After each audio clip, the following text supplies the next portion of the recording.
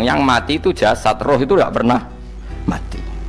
Karena roh ini tidak pernah mati, roh ini ada masalah besar. Dia ngadepi mungkar nangkir, ngadepi macam-macam karena dia hidup.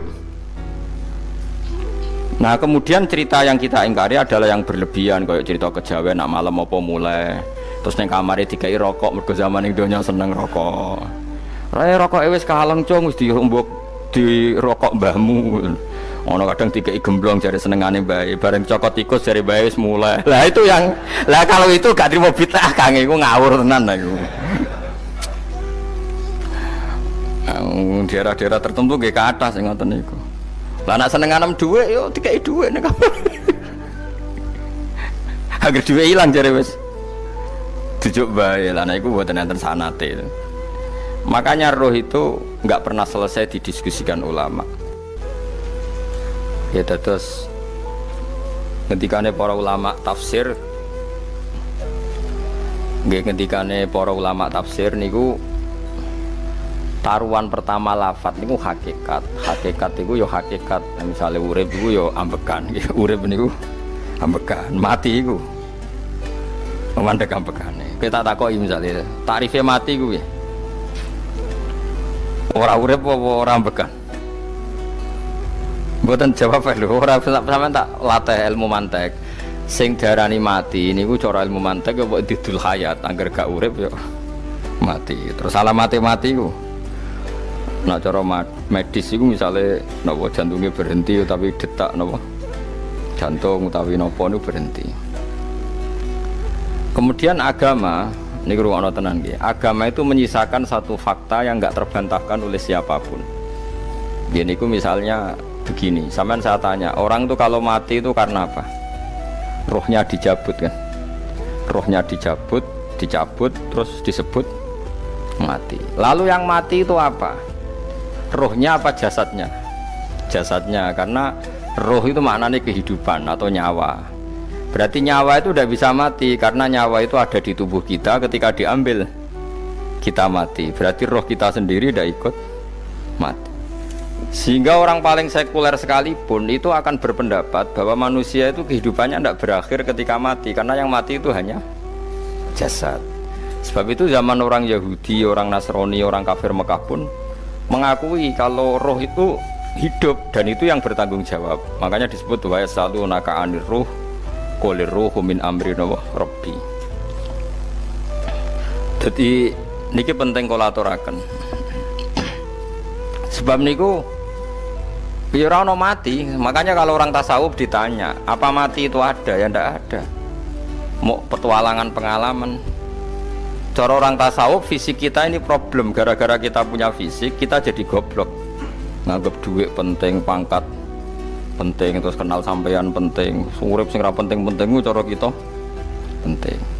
Tapi nanti kita kecewa sekali dengan kehidupan ini, sangat-sangat kecewa karena yang kita penting ternyata ndak penting. Misalnya begini, nanti sampean akan tahu makna ayat yang disebut di surat Ar-Rum.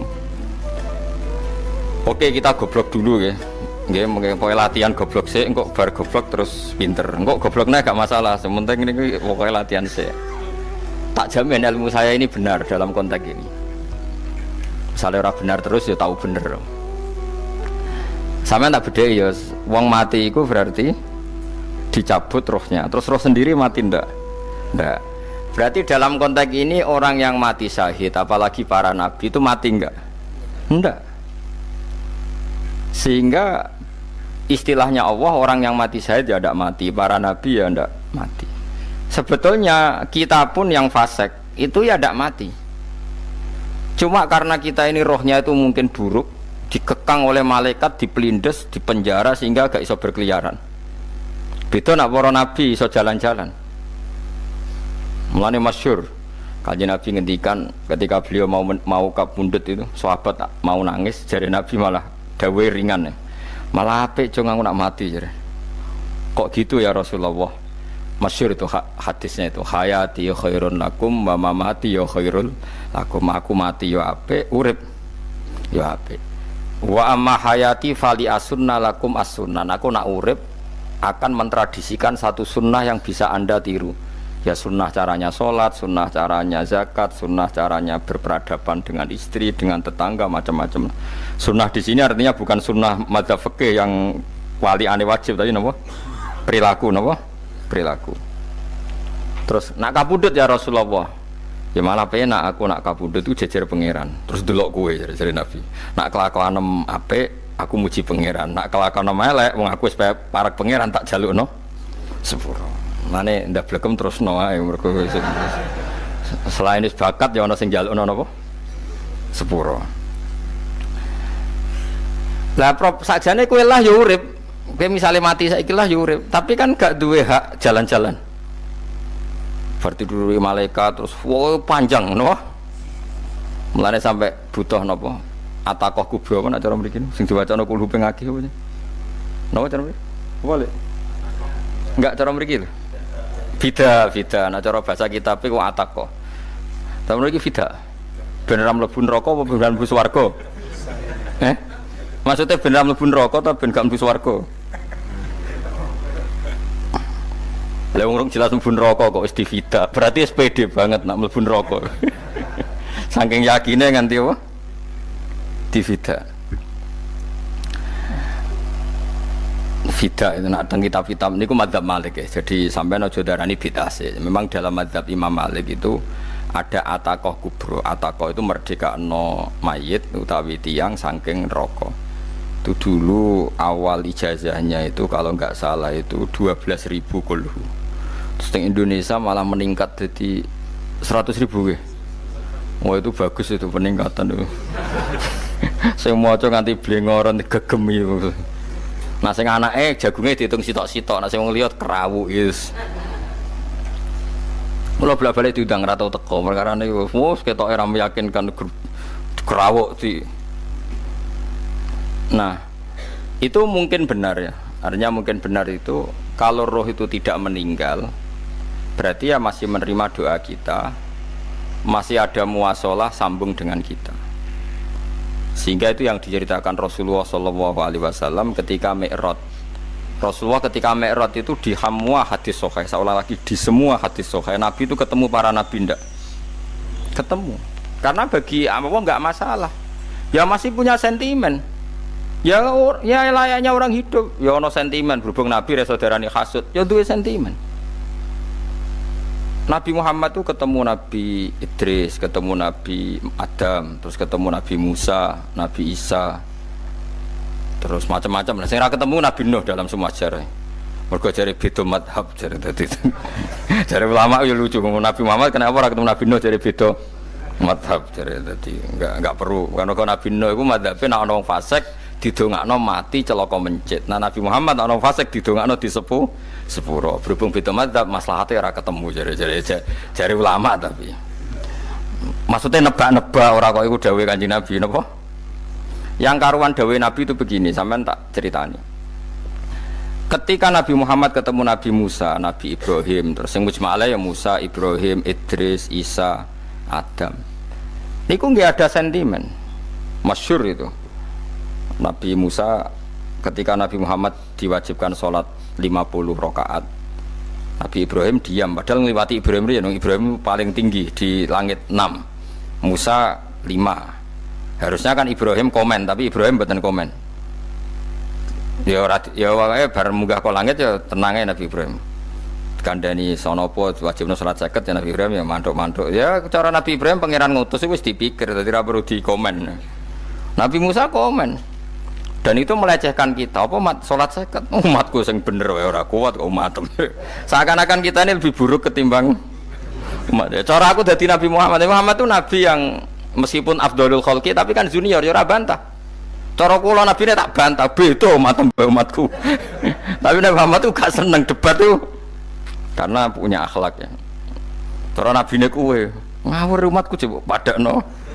Nabi Musa jelas ngendikan umatku ora kuat apa meneh umatem. Seakan-akan kan karena umat dia agak kuat, selainnya pasti lebih enggak kuat. Padahal tidak juga. Mulane kula seneng kados saya Itali ini Zainal Abidin, salat sedina 1000 rakaat. Berarti ben Nabi Musa ketok kelirune, jare sapa 50 rakaat ra kuat. Aku di umat Ali Zainal Abidin sedina 1000 rakaat. Kalau nggih nate salat sedina 300 rakaat, pisanlah tahu. Paling kan ketemu Nabi Musa kula nate. Tapi ya mau tahu tok aja kon terus. Lho itu kiang-kiang kuno nak Ramadan cek kuat lho ya. Tarawih kan wis piro? 23 ya. Iku nak sing waras bengi cek tahajud piro? Enggak 23 tahajud standar piro to? 12 kok 2 amatir. Wah. Kowe wis gak murahan tenan Kang. Tahajud itu standar piro to? 13 Kang. 13 iku tahajude 12 witire sita utawa tahajude 10 witire 13. Kabeh riwayat itu 12 Kang. 12 witire sita berarti 13. Berarti 3 gas gawe 20 sik. 20 ambek 13 piro? 33 tambah 17 rakaat. Pinten? Mun 50 kan salat 5 waktu kan 17 rakaat. Engko ana sing wis rodok kiai kan qobliyah ba'diyah. Asal coba diasar lho. Wis nglangkai 50 sembrono ya Nabi Musa ngeklaim enak wae makanya. Tapi Nabi Muhammad nabi yang baik dene ora mboten kok terus gak terima nggih semeneng ae napa. Itu namanya sentimen. Ya boleh Nabi sentimen boleh, Nabi juga manusia boleh punya sentimen. Akhirnya dituruti nganti 5 waktu ya, berarti kantun pinten 17 rakaat. Nah yang ada sentimen tuh begini, lalu Nabi Musa ku nangis. Nabi Muhammad semedon bisa nangis. Aku ya pangeran mayubki kaya Musa sing nangis. Kowe nangis nok kowe apa? Ya Allah, saya itu tidak mengira ada hambamu yang setelah saya yang bisa naik kelas di atas saya. Dia tidak terima kelasnya dilewati. Makanya Nabi ya karena punya roh itu ada sentimen. Orang kaya kowe ana wali kutub ya ben kono wali-wali dhewe, penting aku oleh ngerokok oleh. Kita kan tidak punya sentimen. Itu tidak baik dalam kehidupan orang kok tidak punya sentimen. Makanya Nabi Musa itu terkenal, Nabi paling sering mensomasi Nabi Muhammad. Makanya dia ceritanya diulang-ulang di Quran karena dia paling banyak sentimennya. Oh sering gerutu deh. Tapi lucunya pangeran itu seneng mbek gerutune Nabi Musa dan itu nggak bisa ditiru, masyhur itu. Kan ketika dia gerutu terus gitu, ngomong sendiri gerutu, khiddah itu gerutu. Bahasa Arabnya khiddah omongan sing tajem sing gerutu. Nabi Muhammad tanya sama Jibril. Ya Jibril, kenapa Allah enggak tersinggung ketika Musa menggerutu terus? Jawab Jibril, huwa ya alamu khiddata. Pangeran wis hafal mbek gayane dekne. Dadi ya dibarno. Dan itu tidak cerita Israiliyat, itu cerita-cerita yang masih di hadis sahih. Ini tidak cerita Israiliyat, cerita-cerita masih di hadis sahih. Makanya gerutu itu ya oleh brengkel itu ya oleh asal proporsional, brengkel itu ya oleh asal nopo proporsional. Yaiku siji syaratnya keyakin aku kekasih pangeran. Problemnya kan orang kekasih pangeran. Musa itu gak terimanan. Contoh paling masyhur itu tadi. Musa, kalau kamu sudah membebaskan Bani Israel dari kaum Jabbarin, kaum Kan'aniyin, ngene iku tiang-tiang budi. Kalau nanrang iku ora iso, pokoke bangsa Palestina, tapi aja arane Palestina bukan Kan'aniyin, pokoke angel, pokoke Kan'aniyin aja. Gak usah diterjemah sensitif. Kamu tak kei Taurat. Bareng jare setelah kaum Kan'aniyin ditaklukkan Nabi Musa sowan ning Turisina. Turisina iku gununge niku mulai Yordan ngantos kawasan Mesir, wis pol gede nih. Niku sinten Nabi Musa ngajak waqtara Musa qaumahu sab'ina rajulal limiqatina. 70 orang pilihan ya cara kene santri pilihan, kiai pilihan dijak. Pokoke singkat cerita Nabi Musa mojok sebab piye umat umi piye pokoke terus nggawa Taurat. Umat sing 70 wong brengkel lan nu'mina laka hatta narawaha napa jahra. Kok enak sampean mojok dhewe terus muni ketemu pangeran. Kita ndak bisa percaya kalau enggak melihat Allah sendiri. Gentenan pangeran sing tersinggung wong ora nabi kok kecangkeman njaluk kaya nabi ora levele njaluk roh pangeran. Terus akhirnya samber bledek mati pokoknya. Bareng mati Nabi Musa malah lucu. Ya Allah, tiang 70 tak jak kon dadi seksi. Nek jenengan mateni terus seksine sinten? Sepundi jenengan kudu diuripno. Akhirnya pangeran diuripno. Perkarane dikomplain Nabi Musa. Jadi Nabi sering gremeng, sering komplain pangeran Nabi Musa. Tapi pangeran seneng wong kekasih, yes bener wae. Mulane wong penting dadi kekasih pangeran sih. Engko keliru-keliru ku bener wae. Tapi nak ra kekasih bener wae ya salah musuh. Wis pidato pengajian nak siar Islam, tapi nak ra kekasih disalahno mbek pangeran. Ana wali ku nak salat iku ora tau kok jero masjid. Iku wali. Padha mbek sing saf awal. Sing saf awal gak trimo salate ning jopo kok. Wali, ya kok dhuwur. Ditakoki, kena napa jenengan kok wali padahal nak salat kok guri kok jaba jare. Aku iku isin sowan pangeran kok ngarep mergo dosaku iku akeh. Baro kaya sopan rawani kok ngarep iku ngrasa. Dadi sing seneng sofa awal ya wong pede-pede. Tapi aja nut iki ilmu kok aja nut. Ngono ngeteruske muni sofa awal gak sunat. Dari Gus Bawo sesat kaya ngomong ngono. Sembrono. Maksudnya kabeh kok ana ilmune. Ngene kalau nak sholat gue gurih ya ana ilmune. Mergo nak kok ngarep imame dredeg faktore iku. Dadi yo ana wali mergo salat kok gurih. Inni astaghfi minallah iki isin mbek pangeran. Nak aku sing atadan nasubidzunub aku iki urung bersih kok salat kok ngarep. Ane wong ngaji ku ya bolak-balik aja kok mau ngaji. Afdol paling soft paling apik soft awal. Terus maksa soft awal mau soft guri iku ya ilmu. Mbok guri ku ya ilmu. Sing ora ana ilmune iku ora jamaah, iku ora ana ilmune. Nek ora ana napa? Ilmune blas iku. Dadi wali ku ya macam-macam.